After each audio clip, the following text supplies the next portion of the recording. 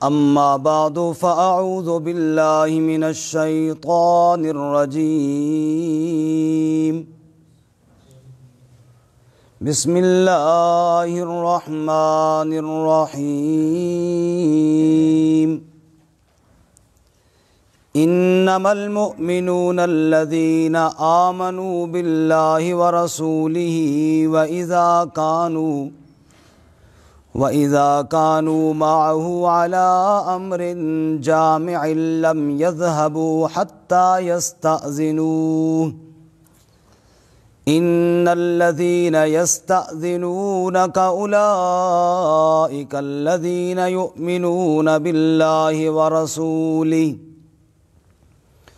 فإذا استأذنوك لبعض شأنهم فأذن لمن شئت منهم واستغفر لهم الله إن الله غفور رحيم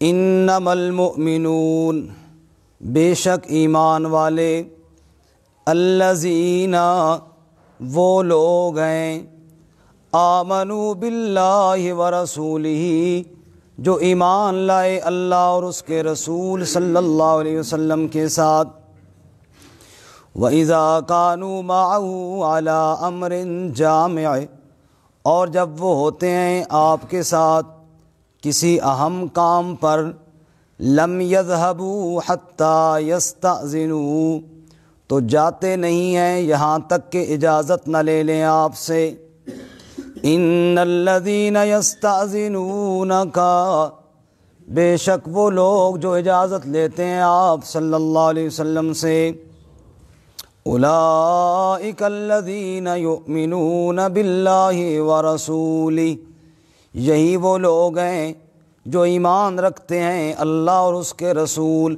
صلی اللہ علیہ وسلم کے ساتھ فَإِذَا اسْتَأْذَنُوكَ پس جب وہ آپ سے اجازت مانگیں لبعض شأنہم اپنے کسی کام کے لیے فَأَذَن لِمَن شِئْتَ مِنْهُمْ سو آپ اجازت دیجئے جس کے لیے چاہیں ان میں سے وَاسْتَغْفِرْ لَهُمُ اللَّهُ اور استغفار کیجئے ان کے لیے اللہ تعالیٰ سے ان اللہ غفور الرحیم بے شک اللہ تعالیٰ بخشنے والا رحم کرنے والا ہے سبحان ربک رب العزت عما یصفون وسلام علی المرسلین والحمد للہ رب العالمین اللہم صل علی محمد وعلی آل محمد كما صليت على إبراهيم وعلى آل إبراهيم إنك حميد مجيد اللهم بارك على محمد وعلى آل محمد كما باركت على إبراهيم وعلى آل إبراهيم إنك حميد مجيد معزز سامعین سورۃ النور کا آخری رکوع آیت نمبر 62 آپ کے سامنے تلاوت کی ہے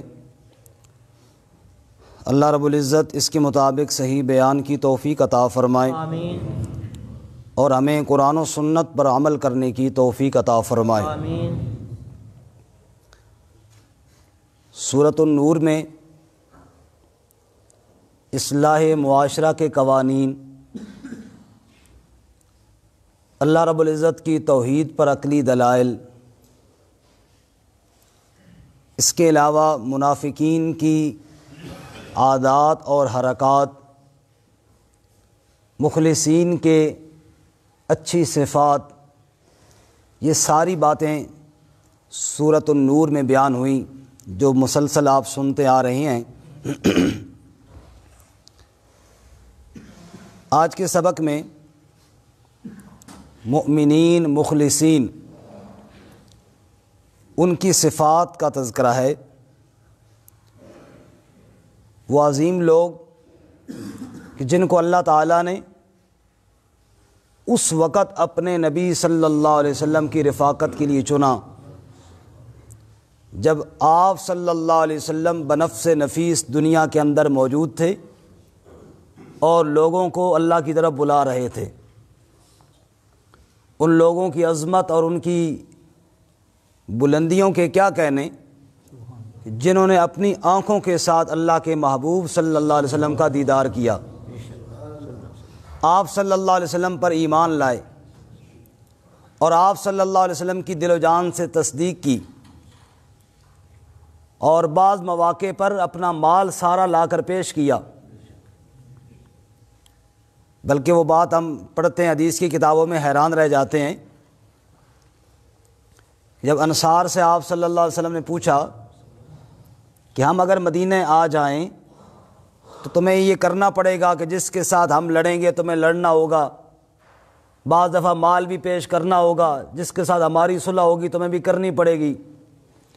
تو بڑا خوبصورت جواب دیا، یا رسول اللہ ہماری جانیں آپ کے سامنے ہیں، ہمارے مال آپ کے سامنے ہیں، جو آپ چاہیں اس سے مال لے لیں، جس کو آپ چاہیں جہاں بھیج دیں، نہ ہم جان پیش کرنے سے انکار کرتے ہیں نہ ہم مال پیش کرنے سے انکار کرتے ہیں۔ سبحان اللہ۔ ثانی احمد مختار تو کیا لاؤ گے، اس کی امت کی مثالیں بھی نہ پاؤ گے۔ اللہ کے نبی صلی اللہ علیہ وسلم کا ثانی تو کہاں سے آئے گا، آپ کے جانثاروں جیسا بھی کوئی نہیں ملے گا۔ تو اللہ تعالیٰ فرماتے ہیں کہ یہ عظیم لوگ جو اللہ اس کے رسول پر ایمان لائے، وہ کسی اہم کام میں جیسے جہاد کا سفر ہو، جمعہ عیدین کے موقع ہوں، یا کوئی خاص مشاورت کے لیے اکٹھے ہوں، تو بغیر اجازت کے وہ جاتے نہیں ہیں۔ یہ ان کی ایک صفت ہے کہ رسول اللہ صلی اللہ علیہ وسلم کی اجازت کے بغیر وہ نہ آتے ہیں اور نہ جاتے ہیں۔ اور تا حیات تا قیامت ہر مسلمان کے لیے ایک ادب بھی ہے کہ اہم کام میں بغیر اجازت کے نہیں کھسک جانا چاہیے، بلکہ بتا کر کے اجازت لے کر کے جو اپنا بڑا امیر ہو اس سے پوچھ کر کے جانا چاہیے۔ اور جہاد کے موقع پر تو خصوصاً کئی مواقع آتے ہیں، مثلاً ایک علاقہ ہے جو اہل ایمان کا ہے، دوسری طرف دشمن ہے، باہر سے سامان بھی لے کر آنا ہے، کھانے پینے کی اشیاء بھی لانی ہے، دیگر کاموں کے لیے بھی جانا ہے، تو بغیر اجازت کے اگر کوئی نکل جائے تو متا دشمن کے ہاتھ چڑھ جائے، اس لیے بغیر اجازت کے نہیں جانا، پوچھ کر جانا ہے تاکہ مناسب انتظام ہو جائے پھر جایا جائے۔ اسی طرح مقابلے میں حملہ اب کرنا ہے یا بعد میں کرنا ہے، مبارزت کرنی ہے پہلے کرنا ہے بعد میں کرنا ہے، یہ سارے چیزیں مشورے میں جیسے طے ہوں اس کے مطابق کرنا ضروری ہے۔ اور ہر آدمی اگر اپنی مرضی سے کرے گا تو نظام چل نہیں سکتا، بالخصوص جہاد کے موقع میں کبھی کامیابی نہیں ہو سکتی۔ یہی وجہ سورۃ الانفال میں 9ویں پارے میں اللہ رب العزت اہل ایمان کو حکم دیتے ہیں، اے ایمان والو اطیعوا اللہ واطیعوا الرسول ولا تولوا عنہ، مکمل اللہ اس کے رسول کی اطاعت کرو اور ذرا بر بھی منہ نہ پھیرو۔ اگر منہ پھیرو گے، اطاعت نہیں کرو گے تو مارے جاؤ گے اور کچلے جاؤ گے۔ تو اطاعت امیر بہت بڑی ضروری چیز ہے۔ ارشاد فرماتے ہیں ایمان والے کون ہیں، سنیے ذرا۔ اور یہ باتیں صحابہ اکرام کے لیے نام ہم اس لیے لیتے ہیں کہ جب یہ آیتیں نازل ہوئیں اس وقت میں موجود نہیں تھا، آپ موجود نہیں تھے، ہمارے اساتذہ موجود نہیں تھے، لیکن اس وقت صحابہ اکرام موجود تھے۔ اس لیے وہ ایمان والوں، جب جہاں جہاں قرآن میں ایمان والا کہا گیا ہے وہ اس کے پہلے مصداق ہیں جو اس وقت موجود تھے وہاں پر۔ کیا فرماتے ہیں جی؟ انما المؤمنون الذین آمنوا باللہ ورسولہ، بے شک ایمان والے وہ لوگ ہیں جو ایمان لائے اللہ کے ساتھ اور اس کے رسول صلی اللہ علیہ وسلم کے ساتھ۔ اللہ کو مانتے تھے دیگر قبائل بھی، ذہن میں رہے، یہودی بھی اللہ کو مانتے تھے، عیسائی بھی اللہ کو مانتے تھے، عرب کے مشرکین بھی اللہ کو مانتے تھے۔ تو ایمان والوں کی خصوصیت کیا ہوئی کہ وہ اللہ کو مانتے ہیں؟ مانتے تو سارے تھے لیکن اللہ کو وحدہ لا شریک نہیں مانتے تھے۔ ایمان والوں کی یہ صفت ہے کہ وہ اللہ کو وحدہ لا شریک مانتے ہیں۔ اور وہ کہتے ہیں کہ اللہ کی نہ ذات میں کوئی شریک ہے، نہ اس کی صفات میں کوئی شریک ہے، نہ اس کے کوئی اختیارات میں شریک ہے، نہ اس کے کوئی کمالات میں شریک ہے، بلکہ کیا فرمایا اللہ نے؟ لیس کمثلہ شیء، اللہ کی تو مثل ہی کوئی نہیں، وَلَهُ الْكِبْرِيَاءُ فِي السَّمَاوَاتِ وَالْأَرْضِ، آسمان و زمین میں سب سے بڑی ذات کس کی ہے؟ اللہ کی، باقی سب محتاج ہیں، سب مانگنے والے ہیں، سب دامن پھیلانے والے ہیں، دامن بھرنے والا صرف کون ہے؟ یسألہ من فی السماوات والارض کل یوم ہوا فی شان، آسمان والے بھی اس سے مانگتے ہیں، زمین والے بھی اس سے مانگتے ہیں، ہر آن ہر گھڑی وہ ایک نئی شان کے اندر ہے، اسی کو اللہ کریم کہتے ہیں ساری صفتوں والا۔ قل هو اللہ احد اللہ الصمد لم یلد ولم یولد ولم یکن لہ کفوا احد، ہے ارشاد خداوند عالم پاک محمد تائیں، ذات رب دی واحد جانو جو ہے سب دا سائیں، اللہ الصمد او بے نیاز الہی، سب محتاج اسی دے، او محتاج کسے دا نہیں، ملک وچ راج اسی دے، لم یلد ولم یولد، نہ بیٹا ہے نہ باپ ہے اس دا، او ہے پاک الہی، مرن جمن تھیں پاک منزہ، سب اس دی ہے شاہی، ولم یکن لہ کفوا احد، ہم سرتے برابر اس دے دوجا کوئی نسانی، او ہمیشہ باقی اللہ ساری دنیا فانی۔ مانتے تو باقی بھی تھے، اہل ایمان یوں مانتے تھے جیسے رب منوانا چاہتا تھا، وحدہ لا شریک کر کے مانتے تھے۔ انما المؤمنون الذین آمنوا باللہ، ایمان والے وہ ہیں جو ایمان لائے اللہ کے ساتھ، یعنی اللہ کی توحید کے ساتھ۔ دوسرا کام ورسولہ، اور اس کے رسول یعنی حضرت محمد الرسول اللہ صلی اللہ علیہ وسلم کے ساتھ۔ باقی لوگ بھی بعض نبیوں کو مانتے تھے، بعض کا انکار کرتے تھے، بعض کی عزت کرتے تھے، بعض پر نعوذ باللہ تہمتیں لگاتے تھے، بعض انبیاء کا احترام کرتے تھے، اور نعوذ باللہ بعض انبیاء کی بے ادبی اور گستاخی کیا کرتے تھے۔ اہل ایمان اصحاب رسول صلی اللہ علیہ وسلم نے ایسا ایمان لایا، دل کے اندر سارے انبیاء کی عظمت کو بٹھا لیا اور اعلان کیا سارے نبی اللہ کی طرف سے جو بھی آئے سارے حق لے کر آئے، سارے دنیا سے کامیاب ہو کر گئے۔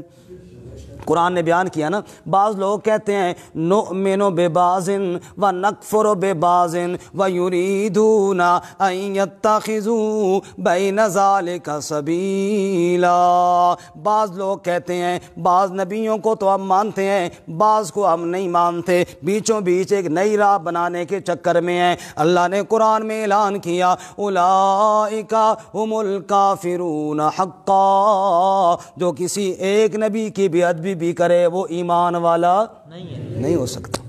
تو اصحاب رسول سارے نبیوں کو مانتے ہیں، اور نبیوں میں پھر افضل ترین امام الانبیاء رحمت کائنات حضرت محمد الرسول اللہ صلی اللہ علیہ وسلم کو مانتے ہیں۔ صرف نبی نہیں مانتے، آپ کو پوری کائنات کا نبی مانتے ہیں، صرف پوری کائنات کا نبی نہیں مانتے، آپ کو اللہ کا آخری نبی بھی مانتے ہیں۔ ارشاد فرمایا ما کان محمد ابا احد من رجالکم ولکن رسول اللہ و خاتم النبیین،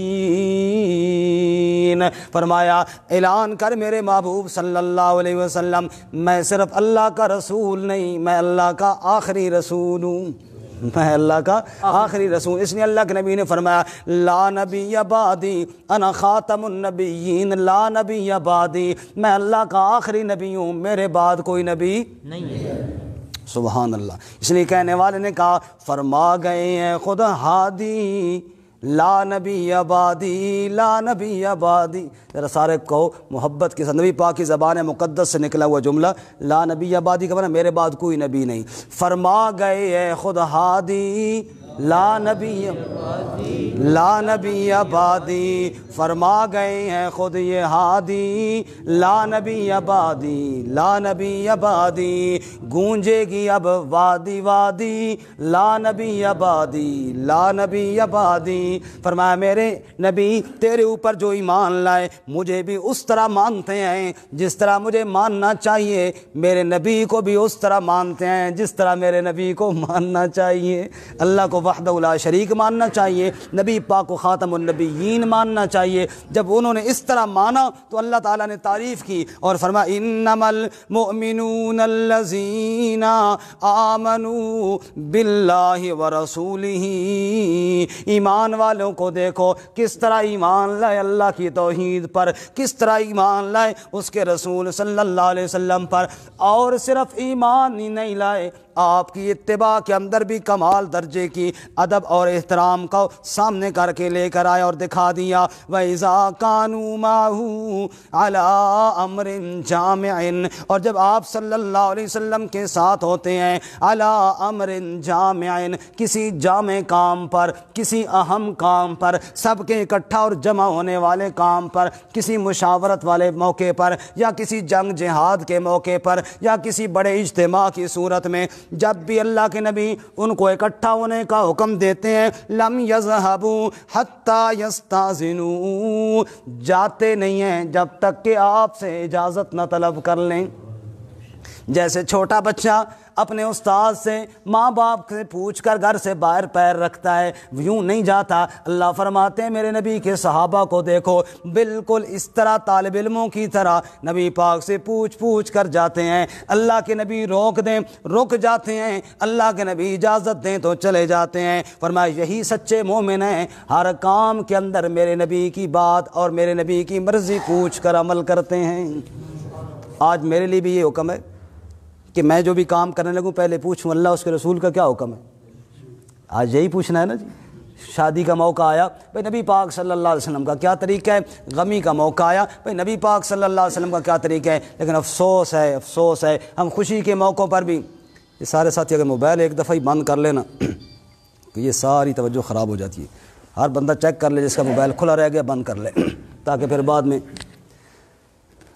تو خوشی کے موقعوں پر بھی برادری کی طرف دھیان، برادری کی رسمیں پوری کی جاتی ہیں، اللہ اس کے رسول صلی اللہ علیہ وسلم کی طرف نہیں دیکھا جاتا۔ اور غمی کے موقعوں پر بھی یہی حالت ہے، غمی کے موقعوں پر بھی لوگ کیا کہیں گے، برادری والے کیا کہیں گے، ثواب کرنا ہے اپنے ماں باپ کے لیے لیکن دکھانا لوگوں کو ہے، لوگ کیا کہیں گے، ان موقعوں پہ بھی ہم جناب برادری کے پیچھے۔ اللہ تعالیٰ فرماتے ہیں ایمان والے تو وہ ہوتے ہیں میرے نبی سے پوچھ کر چلتے ہیں، میرے نبی سے پوچھ کر کے چلتے ہیں۔ اللہ ہمیں نبی پاک کی کامل اتباع کی توفیق عطا فرمائے۔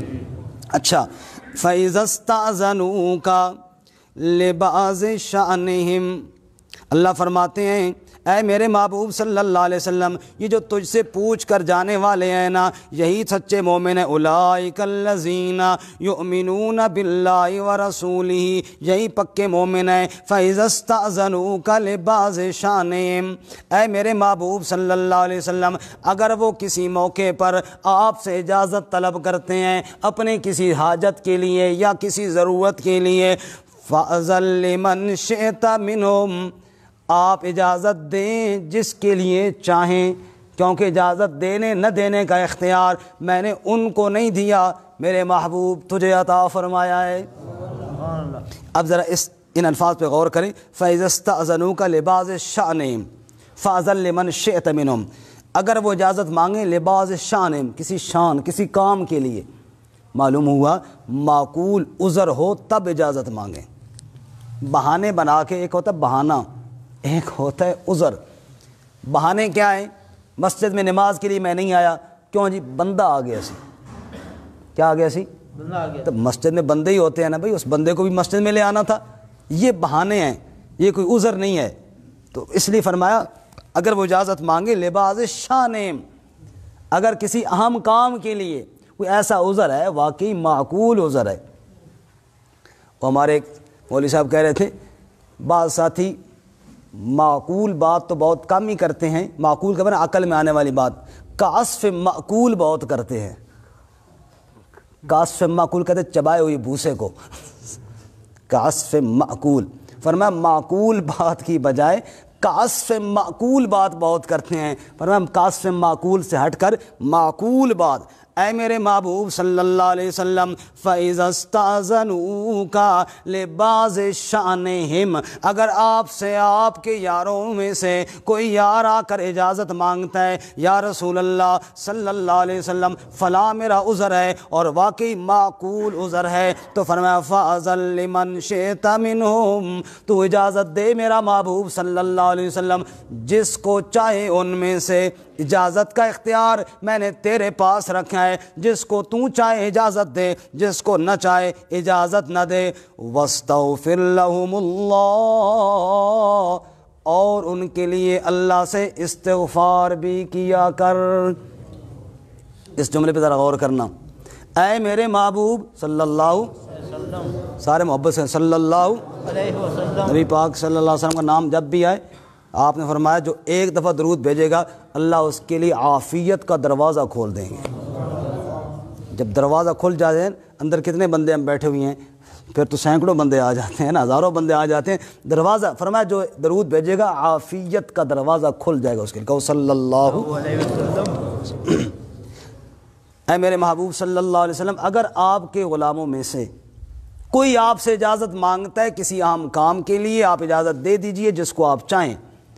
اب ظاہر بات ہے افضل طریقہ تو یہی تھا کہ وہ اجازت نہ مانگتا، جہاں آپ نے بلایا وہاں رہتا۔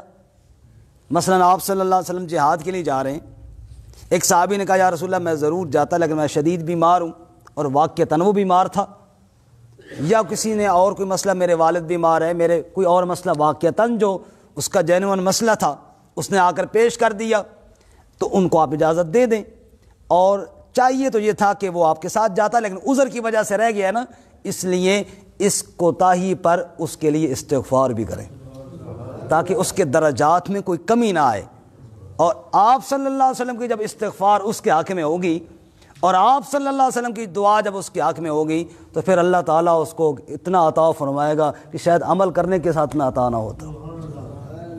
اس پر ذرا ایک میں بات عرض کرتا ہوں اور ذرا توجہ کے ساتھ سنیے گا کہ انبیاء علیہم الصلاۃ والتسلیمات کی ذوات مقدسات وہ گناہوں سے معصوم ہوتے ہیں، کوئی نبی گناہ نہیں کرتے، اللہ انبیاء کو محفوظ رکھتے ہیں، خود گناہوں سے اللہ کہتے ہیں دور ہٹ جاؤ، میرے نبیوں کے قریب بھی نہ جانا۔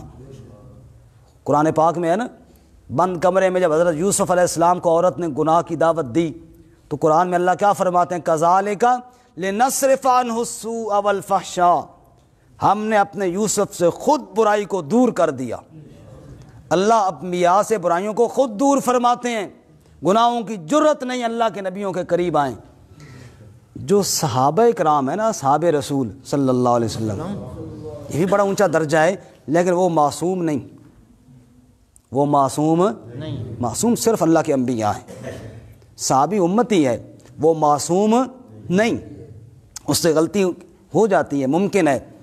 لیکن جو میں عرض کرنے لگا ہوں بات وہ یہ ہے کہ صحابہ اتنی عظیم ہستیاں ہیں، اتنی عظیم ہستیاں ہیں امت میں کہ ان سے غلطی تو ہو جاتی ہے لیکن ان کو اتنا اونچا مقام حاصل ہے کہ ان کی غلطیوں کے لیے استغفار خود اللہ کے رسول صلی اللہ علیہ وسلم کر کے گئے ہیں۔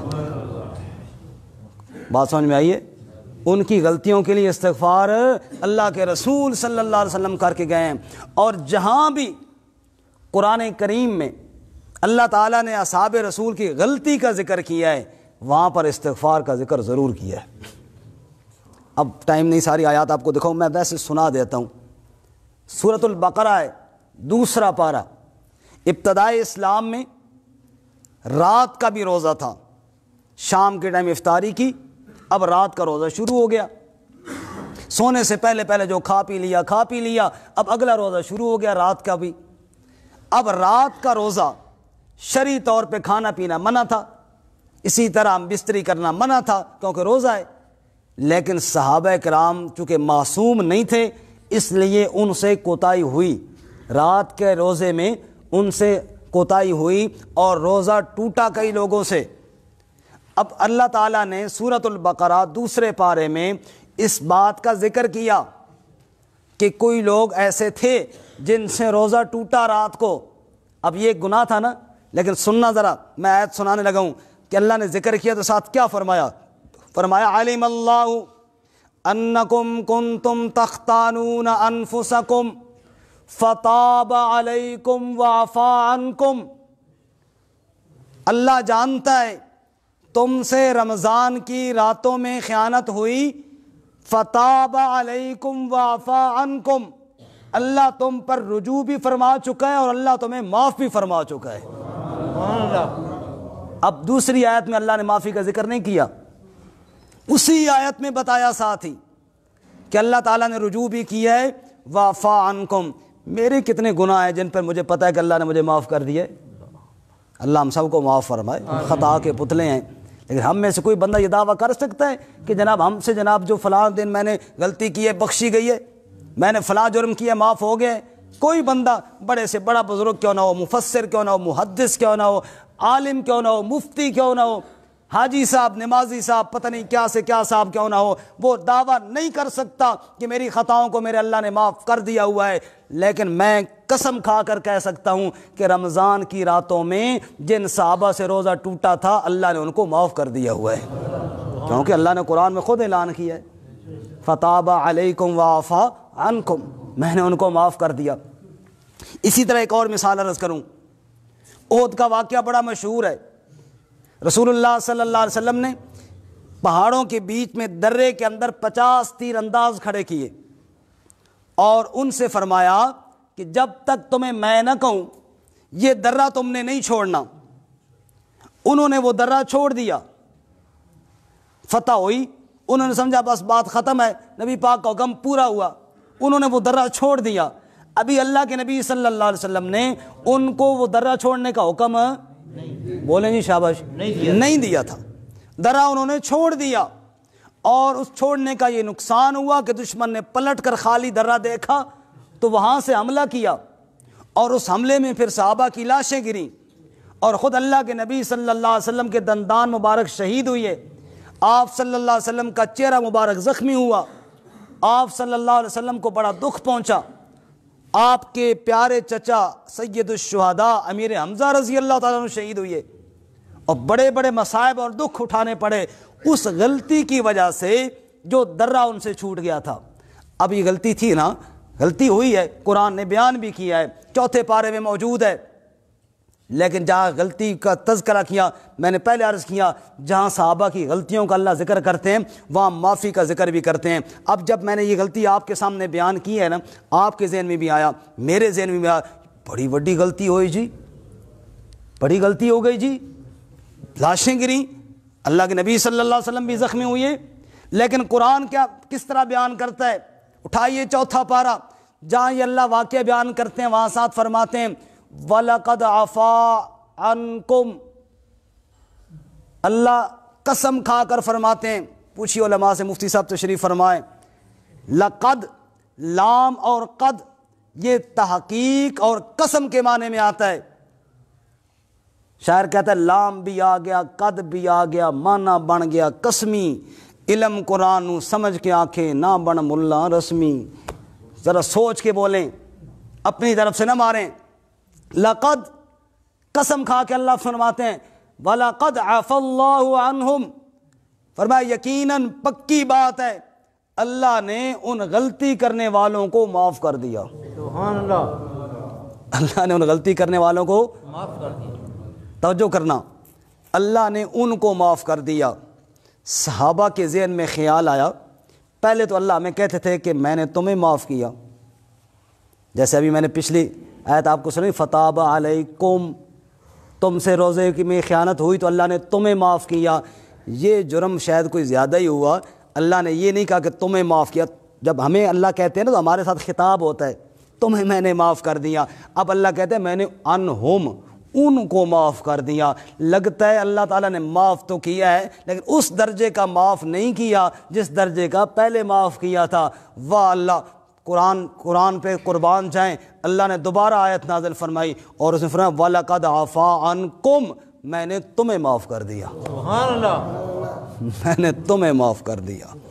اور پھر اسی پر بس نہیں کیا, اٹھائیے چوتھا پارہ، اور آگے چل کے اللہ فرماتے ہیں اے میرے محبوب صلی اللہ علیہ وسلم فاعف عنہم واستغفر لہم وشاورہم فی الامر، اے میرے محبوب صلی اللہ علیہ وسلم جن کو میں نے معاف کیا ہے نا تو بھی ان کو معاف کر دے، واستغفر لہم، اے میرے محبوب تو ان کے لیے استغفار بھی کر، وشاورہم فی الامر، اور آئندہ اپنے معاملات میں ان سے مشورہ بھی کر، تاکہ وہ یہ نہ سمجھے کہ اللہ کے نبی ہم سے خفا ہو گئے ہیں۔ سبحان اللہ۔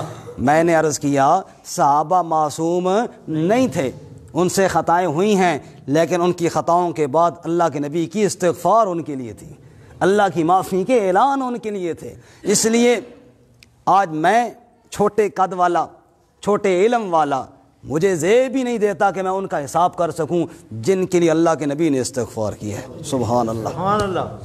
ایک اور مثال، اور آخری مثال، تبوک کے موقع پر ہنگامی صورتحال تھی اور وہاں بالکل سب کو جانا لازم تھا۔ بلال اوپر جاؤ، بچے اوپر چڑھ گئے، وہ نیچے اتار کے لاؤ، انہوں نے اس ٹائم کیا اوپر شروع کر دیا۔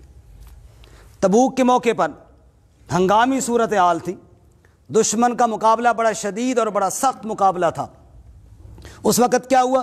فرمایا کوئی بندہ پیچھے نہیں رہ سکتا، سب کے لیے جانا لازم ہے، سب نکلو اور سب جاؤ اللہ کے نبی صلی اللہ علیہ وسلم کے ساتھ۔ 3 صحابی پیچھے رہ گئے، 3 صحابی پیچھے رہ گئے۔ حضرت کعب رضی اللہ تعالیٰ عنہ خود اپنا تفصیل سے واقعہ بیان کرتے ہیں، حضرت مرارہ اور حضرت ہلال رضی اللہ تعالیٰ عنہم اجمعین، یہ 3 صحابی پیچھے رہ گئے، بغیر عذر کے رہ گئے۔ عذر والوں کو تو ویسے رخصت تھی نا، یہ غلطی پر رہ گئے، ان سے غلطی ہوئی ہے، یہ پیچھے رہ گئے۔ اللہ کے نبی واپس پلٹ کر آئے، منافقین نے بہانے بنائے، یہ 3 بھی پیش ہوئی ہے، تم کیوں نہیں آئے تھے؟ حکم جو تھا اللہ اور اس کے نبی کا کہ جاؤ۔ یا رسول اللہ نہ کوئی بہانہ ہے، نہ کوئی عذر ہے، نہ کوئی معذرت ہے، سچی بات ہے اللہ کے نبی غلطی ہو گئی ہے ہم سے، جانا تھا۔ حضرت کعب کہتے ہیں میں نے کہا یا رسول اللہ سواری بڑی عمدہ تھی، میں نے کہا آپ نبی پاک جا رہے ہیں، سواری بڑی تیز ہے، میں شام کو نکل جاؤں گا۔ شام آئی تو میں نے کہا سواری بڑی تیز ہے، چلو صبح نکل جاؤں گا۔ بس یوں صبح شام کرتے کرتے میں رہ ہی گیا۔ آپ صلی اللہ علیہ وسلم نے فرمایا اچھا اللہ نے بھی حکم دیا، میں نے حکم دیا، تم نہیں آئے، جاؤ تمہارے ساتھ بول چال ختم ہے۔ صحابہ کو حکم دیا ان کے ساتھ بول چال ختم کر دو، صحابہ کرام نے بھی بول چال ختم کر دی، نبی پاک صلی اللہ علیہ وسلم نے بھی ختم کر دی۔ ناراض ہو گئے، غلطی تھی، ناراض ہوئے، اور اس ناراضگی میں کوئی تھوڑا عرصہ نہیں گزرا، پورے 40 دن گزرے۔ 40 دنوں کے بعد حضرت کعب فرماتے ہیں زمین تنگ تھی، جدھر جاؤ سلام کرو کوئی جواب نہ دے، بات کرو کوئی سننے کے لیے تیار نہ تھا، بڑے پریشان تھے۔ حضرت کعب خود فرماتے ہیں میں بڑی ہمت کر کے مسجد نبوی میں جاتا تھا، نبی پاک صلی اللہ علیہ وسلم کے ساتھ کھڑا ہو کر نماز پڑھتا تھا، دیکھتا تھا نبی پاک میری طرف دیکھتے ہیں یا نہیں، بار بار سلام بھی کرتا تھا، بھائی کبھی تو جواب شاید دے دے۔ کہتے ہیں میں دیکھتا تھا کہ میں نماز میں ہوتا تو نبی پاک میری طرف دیکھتے تھے، ویسے آپ میری طرف نہیں دیکھتے تھے۔ خیر کہتے 40 دن گزرے، ہم دیکھیں نا کوئی ایک دفعہ ہمیں جناب سلام کا جواب نہ دے تو ہم دوبارہ اس کے منہ نہیں لگتے۔ 40 دن گزر گئے، مسلمانوں کو سلام کر رہا ہوں، کوئی جواب نہیں دے رہا، حتیٰ کہ 40 دنوں کے بعد اللہ کے نبی کا پیغام آیا بیوی سے بھی الگ ہو جاؤ۔ کعب کہتے ہیں میں نے پوچھا طلاق دے دوں یا اس کو صرف ماں باپ کے گھر بھیج دوں، جو حکم وہی ہم عمل کرنے کے لیے تیار ہیں۔ فرمایا نہیں طلاق نہیں دینی، بس اس کو ماں باپ کے گھر بھیج دو۔ فرمانے لگے بیوی کو بھی ہم نے الگ کر دیا، اب مزید 10 دن گزر گئے، صرف میری اکیلی جان، کوئی میرے ساتھ نہیں ہے، نہ کوئی بات کرنے کے لیے نہ گھر میں۔ اس کے بعد بازار میں جا رہا ہوں، غیر مسلم کافر کا خط آیا، کعب پتہ چلا تمہارے نبی تم سے خفا ہو گئے ہیں، تم ہمارے ملک میں آ جاؤ، ہم تمہیں حکومت میں عہدہ بھی دیں گے، بڑی عزت بھی دیں گے، چھوڑ کے آ جاؤ مدینے کو، چھوڑ کے آ جاؤ نبی صلی اللہ علیہ وسلم کو۔ کعب کہتے ہیں خدا کی قسم 50 دنوں کی اس جدائی نے اتنا غم زدہ نہیں کیا تھا جتنا اس کافر کے خط نے مجھے غم زدہ کیا ہے۔ میں نے اس کے خط کو پھاڑا، ٹکڑے ٹکڑے کیا، جلتے تندور میں ڈالا، اور میں نے اس کے قاصد سے کہا جواب لکھ کر بھی نہیں دیتا، اس کو بتا دینا یہ ہے جواب تیرے خط کا کہ میں نے ٹکڑے ٹکڑے کر کے آگ میں ڈال دیا ہے، اور اس کو بتا دینا مرتے مر جائیں گے، نہ محمد کی غلامی چھوڑیں گے نہ محمد کا شہر چھوڑیں گے۔ نہیں بلاتے تو نہ بلائیں، خفا ہیں آج نہیں تو کل راضی ہو جائیں گے۔ ہم نے جینا مرنا محمد الرسول اللہ صلی اللہ علیہ وسلم کے ساتھ کر لیا ہے۔ نحن الذین بایعوا محمدا علی الاسلام ما بقینا ابدا، ہم نے محمد کریم صلی اللہ علیہ وسلم کے ہاتھ پر بیعت رکھی ہے۔ یہ کوئی معمولی ہاتھ نہیں ہے جس پر ہم نے ہاتھ رکھ کر بیعت کی ہے، ہم نے ایمان قبول کیا ہے، آمنہ کے لال صلی اللہ علیہ وسلم سے سیکھا ہے، کسی عام انسان سے نہیں سیکھا، اس لیے مرتے مر جائیں گے محمد کریم صلی اللہ علیہ وسلم کا نہ شہر چھوڑتے ہیں نہ آپ کا ساتھ چھوڑنے کے لیے تیار ہیں۔ اللہ قرآن میں اس واقعے کا ذکر کرتے ہیں، سبحان اللہ، اور کیا فرماتے ہیں؟ لَقَدْ تَابَ اللَّهُ عَلَى النَّبِيِّ والمہاجرین، راضی ہو گیا ان لوگوں سے جو اس تنگی والے سفر میں میرے محمد کریم صلی اللہ علیہ وسلم کے ساتھ تھے۔ جب ان کا ذکر اللہ نے کیا، اب اللہ آگے کیا فرماتے ہیں؟ اٹھائیے قرآن کریم کا 11واں پارہ، اللہ فرماتے ہیں وَعَلَى الثَّلَاثَةِ الَّذِينَ خُلِّفُوا، جیسے اللہ اپنے نبی سے راضی ہے، جیسے اللہ مہاجرین و انصار سے راضی ہے، جیسے تبوک کے سفر پہ جانے والوں سے اللہ راضی ہے، ایسے ان پیچھے 3 رہ جانے والوں سے بھی اللہ راضی ہو گیا۔ سبحان اللہ، سبحان اللہ۔ اس لیے میرے بھائیوں اور میرے بزرگوں، میں سمجھانا یہ چاہتا ہوں، صحابہ بڑی عظیم ہستیاں ہیں، ان کی غلطیوں کو نہ دیکھو، ان کے حق میں اللہ کے فیصلوں کو دیکھو۔ نبی پاک صلی اللہ علیہ وسلم کا چہرہ مبارک زخمی ہوا احد میں، کتنی بڑی غلطی تھی، لیکن اللہ تعالیٰ نے معاف کر دی۔ اسی طرح دیگر غلطیوں میں ان کی غلطی کو مت دیکھو، دیکھو اللہ کے وعدے ان کے ساتھ کیا ہیں، نبی پاک صلی اللہ علیہ وسلم کی دعائیں ان کے لیے کیا ہیں۔ فرمایا میرے محبوب صلی اللہ علیہ وسلم فَإِذَا اسْتَأْذَنُوكَ لِبَعْضِ شَأْنِهِمْ فَأْذَن لِمَنْ شِئْتَ مِنْهُمْ وَاسْتَغْفِرْ لَهُمُ اللَّهُ، آپ جس کو چاہیں اجازت دیں اور ان کے لیے آپ استغفار بھی کیا کریں۔ ان اللہ غفور الرحیم، اللہ تو ہے ہی غفور الرحیم۔ میرا محمد جب تو اپنے یاروں کے لیے دعا کرے گا تو میں کیوں نہیں بخشوں گا، جب تو مغفرت کی دعا مانگے گا اپنے صحابہ کے لیے میرا محمد میں کیوں نہیں بخشوں گا۔ بس بات ختم کرنے لگا ہوں، آخری بات سمجھ لیجئے، صحابہ اکرام، میں نے کل جمعے میں بھی عرض کیا، اسلام آداب سکھاتا ہے، تعظیم سکھاتا ہے، بڑے کا ادب، چھوٹے کا ادب، ہر ایک کا ایک مقام ہے، ایک درجہ ہے، ایک نسبت ہوتی ہے، اس نسبت کا احترام لازم ہے۔ میں بڑے کا احترام اس لیے کرتا ہوں، میرے عمر میں بڑے ہیں، نبی پاک صلی اللہ علیہ وسلم کے زمانے کے زیادہ قریب ہیں، اس نسبت سے احترام کرنا لازم ہے۔ دائیں جانب بیٹھنے والے کا بھی ایک احترام ہوتا ہے۔ میں نے کل حدیث سنائی تھی، نبی صلی اللہ علیہ وسلم کی محفل لگی ہوئی ہے اور دائیں جانب ایک بچہ ہے، جیسے ابھی چھوٹا بچہ بیٹھا ہے دائیں جانب بچہ بیٹھا ہے، بائیں جانب بزرگ بیٹھے تھے، آپ صلی اللہ علیہ وسلم نے پانی پیا، جو بچ گیا، اب اصول یہ ہے، حق یہ ہے کہ دائیں جانب والے کو دیا جائے۔ اب یہ بچہ ہے، بزرگ ادھر بیٹھے ہیں، نبی پاک صلی اللہ علیہ وسلم نے بچے سے پوچھا تو اجازت دیتا ہے کہ میں یہ پانی بچا ہوا ان بزرگوں کو دے دوں؟ اس نے کہا یا رسول اللہ نہیں اجازت دیتا، میں اجازت ہے نہیں، میں انتظار میں بیٹھا تھا، آپ پئیں گے بچا ہوا مجھے دیں گے، اب اگر میں اجازت دے دوں تو پھر میرا اتنا انتظار کا فائدہ کیا ہوا؟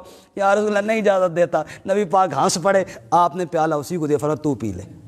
اتنا بھی احترام سکھایا۔ بھائی ہر ایک کا ایک مقام ہے، ایک نسبت ہے، اس کی نسبت ہے دائیں جانب والی، اس کا احترام ہے، اس کی نسبت ہے بزرگی والی، اس کا اپنا احترام ہے، کوئی حافظ ہے، کوئی قاری ہے، کوئی عالم ہے، کوئی اور نسبت والا ہے، ہر نسبت کا ایک احترام ہے جو کرنا چاہیے۔ اور جو نبی پاک کی محفل میں بیٹھا ہو، کیا اس نسبت کا کوئی احترام نہیں؟ جو ایک لمحے کے لیے بھی ایمان کی حالت میں گیا سرکار دو عالم صلی اللہ علیہ وسلم کی محفل میں، اور اس کی آنکھوں نے دیدار مصطفیٰ کیا صلی اللہ علیہ وسلم۔ اللہ ہم سب کو بھی نصیب فرمائے دن قیامت کے اللہ لواء الحمد، جو میرے نبی کا جھنڈا ہوگا اس کا نام ہوگا لواء الحمد، اللہ لواء الحمد کے نیچے ہم سب کو جمع فرمائے۔ جس نے اپنی آنکھوں کے ساتھ دیدار کیا ہو، ہمارے یہاں کئی پرانے بزرگ کہتے ہیں جی میں نے فلاں بزرگ کا دیدار کیا ہوا ہے، اور ہم بڑے خوشی، اچھا فلاں صاحب سے دیکھا ہے جی دیکھا، آپ دیکھا؟ بالکل جی آپ دیکھا ہے۔ ہم رشک کرتے ہیں یار انہوں نے فلاں بزرگ کو دیکھا ہے، اور یار صحابہ کی عظمت پہ قربان جائیں، انہوں نے سب سے بڑے بزرگ محمد رسول اللہ کو دیکھا ہے صلی اللہ علیہ وسلم، صلی اللہ علیہ وسلم۔ ہمارے حاجی صاحب مدینہ سے واپس آتے ہیں، اللہ ہم سب کو بار بار نصیب فرمائے۔ ہمارے بزرگ 42 سال رہے ہیں آپ مدینہ میں؟ ماشاءاللہ 42 سال مدینہ رہے ہیں۔ جب میں ان سے سنتا ہوں خدا کی قسم بڑا مزہ آتا ہے ان سے، کئی دفعہ میں نے پوچھا ہے 42 سال مدینہ منورہ میں رہے ہیں، اللہ تعالیٰ نے کو یہ نصیب فرمائے۔ ہم ان کو دیکھتے ہیں ہمیں خوشی ہوتی ہے، یار یہ ہمارے محلے والے، ہمارے ساتھی، ہمارے بزرگ یہ 42 سال مدینہ میں رہ کے آئے ہیں، انہوں نے نبی پاک کو نہیں دیکھا لیکن نبی پاک کے روضے کو دیکھا ہے، اس لیے ہم محبت کے ساتھ ان کو دیکھتے ہیں جنہوں نے خود اللہ کے نبی کو دیکھا۔ سبحان اللہ۔ آپ کی محفل میں بیٹھے، آپ سے دین کی باتیں سنی، آپ نے قرآن پڑھا، انہوں نے سنا، آپ نے حدیث بولی، انہوں نے حدیث لکھی اور یاد کی ہے، ان کی عظمت کے کیا کہنے۔ اور اس لیے میں یہ بات سمجھانے کے لیے عرض کر رہا ہوں، واللہ تنقید سے اللہ ہمیں بچائے، یہ میرا مزاج ہی نہیں ہے کہ خواہ مخواہ کسی کو ٹارگٹ کیا جائے، اللہ فتنے سے فساد سے ہمیں محفوظ فرمائے۔ سمجھانے کے لیے عرض کر رہا ہوں، جیسے انبیاء کے درجے ہیں نا، تلک الرسل فضلنا بعضهم علی بعض، درجے ہیں نا سب کے، سب سے بڑا ہمارے نبی کا درجہ، باقی انبیاء کے درجے ہیں، لیکن ہمارے ذمہ کیا ہے؟ سب کا احترام ہے۔ ہمارے ذمہ کیا ہے؟ سب کا احترام ہے، ہم نے کسی نبی کی بے ادبی نہیں کرنی، ایسی صحابہ کرام کے بھی درجے ہیں لیکن ہم نے سب کا احترام کرنا ہے۔ بولو بے شک، سارے بولو بے شک، ہم نے سب کا احترام کرنا ہے، ہم نے کسی صحابی کی بے ادبی نہیں کرنی۔ موسیٰ علیہ السلام واپس آئے نا طور سے، آگے ہارون علیہ السلام بھی تھے قوم کے پاس، دیکھا قوم والے ماشاءاللہ سے بچھڑے کی پوجا کر رہے ہیں، وہ انسان ہو کے بچے دے تلے وڑے نے جھک رہے ہیں، اس کی عبادت کر رہے ہیں۔ موسیٰ علیہ السلام کو غصہ آیا اور ہارون علیہ السلام کو پکڑ لیا، قرآن پاک میں ہے سارے اور داڑھی کے بالوں سے پکڑ لیا اور کھینچا، اور حضرت ہارون علیہ السلام سے کہا تو نے منع کیوں نہیں کیا ان کو؟ تو قرآن میں ہے ہارون علیہ السلام نے کہا یبن امّہ لا تأخذ بلحیتی ولا براسی، میرے بھائی میری داڑھی چھوڑ، میرے سر کے بال چھوڑ، مجھے نہ کھینچ، میرا قصور کوئی نہیں ہے، میں نے سمجھایا، یہ مانے نہیں ظالم۔ اب خیال آیا موسیٰ علیہ السلام کو، اچھا ان کا قصور نہیں ہے۔ اب موسیٰ علیہ السلام نے سر کے بال بھی پکڑے، داڑھی کے بال بھی پکڑے، نعوذ باللہ معاذ اللہ ثم معاذ اللہ۔ کیا ہم اس طرح کا کوئی کام سوچ بھی سکتے ہیں؟ نہیں۔ بولیں جی، کسی نبی کے بارے میں نعوذ، وہ نبی تھے، وہ بھی نبی تھے، انہوں نے پکڑ بھی لیا، انہوں نے کھینچ بھی لیا۔ صابر صاحب وہ نبی تھے، جاگو نا اللہ نے بندے توڑے انسار تے وال بھی کوئی نہیں بندہ پکڑے مسئلہ تھا یہ۔ تو وہ اللہ کے نبی تھے۔ اب جناب آپس میں انہوں نے یہ واقعہ قرآن پاک میں ہے، یہ سارا کچھ ہوا ہے۔ اب مسئلہ یہ ہے کہ ہمیں تو اجازت نہیں ہے نا کہ ہم ان کے بارے میں کوئی بات کریں۔ ایسی اصحاب رسول بڑے درجے ہیں آپس میں ان کے، وہ پہلے ایمان لانے والے، والسابقون الاولون، وہ سبقت کرنے والے، من المہاجرین والانصار، وہ پہل کرنے والے، والذین اتبعوہم باحسان رضی اللہ عنہم ورضوا عنہ۔ میری طرف جی تسی نمک کوئی پکڑنے نہیں، وال موسیٰ نے مطلب پکڑ گئے نا تسی بس توجہ میری طرف رہے جی۔ فرمایا کہ وہ جو پہل کرنے والے تھے، بعد والے تو ان کا مقابلہ نہیں کر سکتے نا۔ وہ ابو بکر صدیق کا کون مقابلہ کرے، اماں جی خدیجہ الکبریٰ کا کون مقابلہ کرے۔ سیدہ عائشہ فرماتی ہیں میں نے کہا یا رسول اللہ خدیجہ کو بڑا یاد کرتے ہو، فرمانے لگے کیوں نہ یاد کروں، جب سب انکار کر رہے تھے خدیجہ ایمان لا رہی تھی، کیوں نہ یاد کروں اس کو۔ اور حضرت علی رضی اللہ تعالیٰ عنہ جس نے بچپن میں میرے نبی کا ساتھ دیا اور مرتے دم تک ساتھ نبھایا، اور ایسا ساتھ نبھایا تلواریں چمک رہی ہیں، نبی کے بستر پر چین کے ساتھ سونے والا علی، اس کی شان کا مقابلہ کون کر سکتا ہے جو بدر کا بھی غازی ہے، احد کا بھی غازی ہے، اور خیبر کا قلعہ فتح کرنے والا علی ہے، اس کی شان کا بعد والے نہیں مقابلہ کر سکتے۔ اسی طرح وہ زید رضی اللہ تعالیٰ عنہ میرے نبی کے خادم اور غلام، ان کا مقابلہ کون کر سکتا ہے؟ وہ پہلو پہل والوں کا مقابلہ تو کوئی نہیں کر سکتا، لیکن قرآن کہتا ہے وَكُلًّا وَعَدَ اللَّهُ الْحُسْنَى، فرمایا رب نے سب کے ساتھ جنت کا وعدہ کیا ہوا۔ یہ درجے ان کے جو ہیں وہ آپس میں ہیں، وہ آپ میرے لیے نہیں ہے کہ میں پھیتا لے کر پیمانہ لے کر جناب پیمائش شروع کر دوں، یہ اتنا کم درجے کا، وہ ان کے آپس میں درجے ہیں۔ اگر ان کے آپس میں کہیں کوئی جھگڑا اور اختلاف ہوا بھی ہے، مجھے تجھے نہیں حق بنتا کہ میں اس پر بات کروں۔ سیدنا علی المرتضیٰ رضی اللہ تعالیٰ عنہ اور اماں جی سیدہ عائشہ صدیقہ رضی اللہ تعالیٰ عنہا، اگر ان کا آپس میں تنازع ہوا تو میرا کام نہیں ہے نہ عائشہ رضی اللہ تعالیٰ عنہ پہ تنقید کروں، نہ علی رضی اللہ تعالیٰ عنہ پہ تنقید کروں۔ اسی طرح سیدنا امیر معاویہ رضی اللہ تعالیٰ عنہ خال المؤمنین ہیں، اور رسول اللہ صلی اللہ علیہ وسلم کے صحابی ہیں، عبداللہ ابن عباس فرماتے ہیں مجھے نبی پاک صلی اللہ علیہ وسلم نے اس وقت بلایا جب میں بچوں کے ساتھ کھیل رہا تھا، وہ کہا جاؤ معاویہ کو بلا کے لاؤ، میں نے تحریر لکھوانی ہے، جس کے بلا کر اللہ کے نبی صلی اللہ علیہ وسلم تحریر لکھوائیں، ان کا آپس میں اگر کوئی معاملہ ہے وہ جانے اور ان کا رب جانے، مجھے اور تجھے کوئی حق نہیں پہنچتا، مجھے اور تجھے جائز اور مناسب بھی نہیں پہنچتا،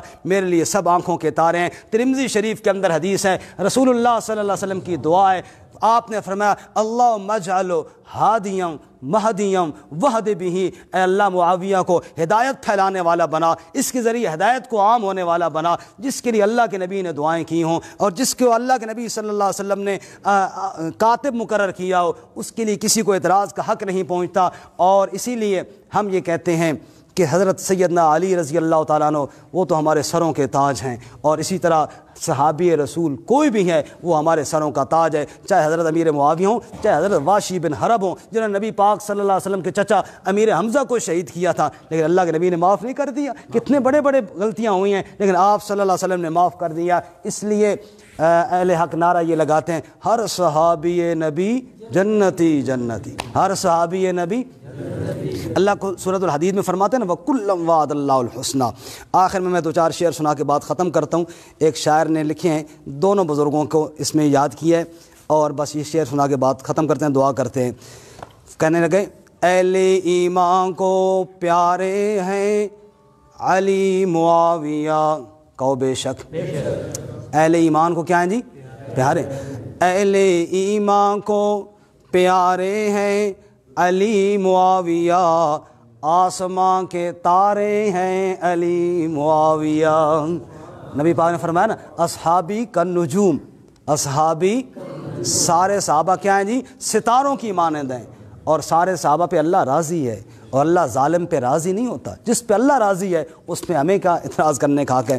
عطا اللہ شاہ صاحب بخاری رحمۃ اللہ علیہ سے کسی نے پوچھا تھا نا شاہ جی کہ تسی ہوا جس ٹائم صحابہ کے آپس میں ناراضیاں ہوئی تھی، تسی کے کروا کس دا ساتھ دے ہوا؟ بڑا پیارا سوال ہے، شاہ جی کا جواب بڑا پیارا ہے۔ شاہ جی آپ کس کا ساتھ دیتے اگر اس وقت ہوتے؟ شاہ جی نے فرمایا میں ساتھ کسی کے نہ دیتا، میں دونوں کے پاؤں پڑ جاتا میں دونوں کے پاؤں پڑ جاتا، منتیں کرتا۔ ہمارا کام پاؤں پڑنا ہے، ہمارا ایک کا ساتھ دے کر دوسرے کے ساتھ لڑائی کرنا نہیں ہے۔ دو بھائی بیٹھ رہے ہوں، لڑ رہے ہوں آپس میں، ایک میرا والد ہو دوسرا میرا چچا ہو، بھتیجے کا کام چچا کو تھپڑ مارنا بھی نہیں ہوتا، نہ والد کو مارنا ہوتا ہے، منت ہی کر سکتا ہے۔ کیا کر سکتا ہے؟ منت کر سکتے ہیں۔ اس لیے اہل ایمان کو پیارے ہیں علی معاویہ، آسمان کے تارے ہیں علی معاویہ، آسمان کے تارے ہیں کون؟ علی معاویہ۔ ہم کو محبوب تھے، ہم کو محبوب ہیں، ہم کو محبوب تھے، ہم کو محبوب ہیں، مصطفیٰ کے دونوں دلہارے علی معاویہ۔ ہم کو محبوب تھے، ہم کو محبوب ہیں، مصطفیٰ کے دونوں دلارے علی معاویہ۔ خوف ڈر کی فضا ہو یا ہوں آسانیاں، خوف ڈر کی فضا ہو یا ہوں آسانیاں، ہم لگائیں گے یہ نعرے علی معاویہ۔ بولو جی، ہم لگائیں گے یہ نعرے، ہم لگائیں گے یہ نعرے علی معاویہ۔ خوف و ڈر کی فضا ہو یا ہوں آسانیاں، ہم لگائیں گے یہ نعرے علی معاویہ۔ ہم کو جہاں سے ہیں پیارے علی معاویہ، آسمان کے ہیں تارے علی معاویہ رضی اللہ تعالی عنہم۔ اور آخر میں ایک چھوٹا سا مسئلہ کہ کل 22 رجب ہے، اس 22 رجب کو حضرت سیدنا امیر معاویہ رضی اللہ تعالیٰ عنہ کا یوم وفات ہے۔ اس سلسلے میں ایک رسم ہے جو ہمارے ہاں چل رہی ہے، جس کو کہتے ہیں جی کنڈے۔ کیا کہتے ہیں جی؟ کنڈے۔ اس کے نام سے آپ اندازہ کریں کہ یہ کوئی شرعی نام نہیں ہے۔ دیکھو نا، شرعی نام نہیں ہے، یہ ہمارے علاقے کا نام ہے۔ کنڈا عربی میں تو نہیں ہوتا نا؟ کیا ہوتا ہے بھائی؟ کسی نے پڑھا ہے تو مجھے بھی پتا، میں تینا کنڈا کرسا، قاضی صاحب نے صحیح بتایا نا، میں تینا بھائی کنڈا کرنا پھر سمجھ۔ تو سیدنا امیر معاویہ رضی اللہ تعالیٰ عنہ یہ وہ صحابی ہیں کہ جن پر لوگوں نے بہت اعتراضات کیے۔ میں نے پہلے عرض کیا کہ امتی کا کام ہی نہیں ہے اس پہ اعتراض کرے جو نبی کی محفل میں بیٹھا ہو، اس نسبت رسول کا لحاظ رکھے، بس بات ختم ہے۔ ہمارا کیا کام ہے کہ ہم جج بن کر بیٹھیں؟ اور میں ایک بات ہاتھ جوڑ کر سب کے سامنے کہتا ہوں، اللہ تعالیٰ مجھے بھی سمجھنے کی توفیق عطا فرمائے، آپ کو بھی، کہ وہ لوگ جن کے لیے رسول کی استغفار موجود ہوئے، جن کے لیے قرآن کی آیات میں جنت کے وعدے موجود ہیں، اگر ان کے خلاف میں زبان درازی کروں گا، خدا کی قسم ان کا کچھ نہیں بگڑے گا، میرا کچھ نہیں بچے گا، بے شک میرا سب برباد ہو جائے گا، کچھ نہیں بچے گا۔ میں حاجی کیا، میں نمازی کیا، اور میں فلاں کیا، اور مولوی کیا، اور کیا، سب برباد ہو جائے گا، کچھ نہیں بچے گا، اور ان کا کچھ نہیں بگڑے گا۔ ان کو اللہ کے نبی صلی اللہ علیہ وسلم کی دعائیں ہیں، اس لیے کبھی بھی صحابہ کے بارے میں جج بننے کی کوشش نہ کرنا، بس کہنا کہ ہمارا کام ہے ہم ان کے لیے دل کو صاف رکھیں، اپنے دل میں کینہ بغض ان کے لیے نہ رکھیں، محبت رکھیں، بس ہمارا یہ کام ہے۔